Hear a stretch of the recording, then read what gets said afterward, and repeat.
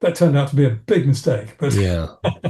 How is the modern light environment today different than it used to be when we lived a different way, especially in yes. terms of the near infrared light spectrum and the full sunlight spectrum that our bodies are exposed to? Well, actually, I was going to start with this because I was going to say this is the problem we're addressing at the moment. And I think the first point I'd make about this whole point is this whole argument is that we're trying to re-establish a status quo that was present 50 years ago in light. What we've done has been to change the light environment radically over the last roughly 50 years. I mean, Mhm. since the invention of the fluorescent tube and subsequently the invention of the white LED, we have radically changed the light environment. Before then, basically all the light sources available to us were what we call thermal sources. That is, they emitted thermal radiation, Planck spectrum. The sun, fires, uh, uh, oil lamps,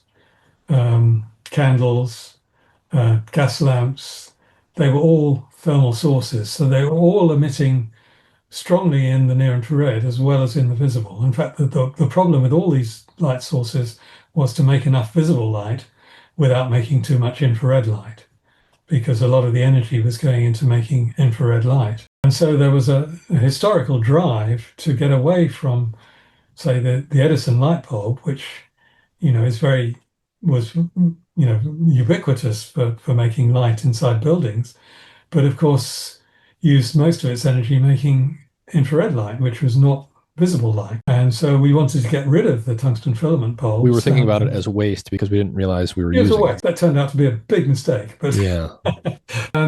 so we got to the white LED, driven by a blue LED, which won the Nobel Prize in, what was it, 2012, I think it was, um, for making the perfect light source. And so we honed these lights to produce visible light only, and produce no shorter wavelength and no longer wavelength, just inside the visible spectrum.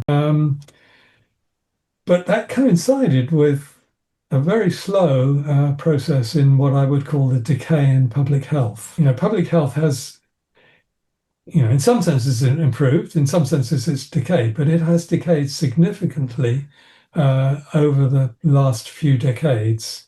And I think the rate of increase in lifespan has slowed pretty much to zero now. And a lot of people are getting sick. And we've got a huge explosion in type 2 diabetes and obesity and other diseases of aging.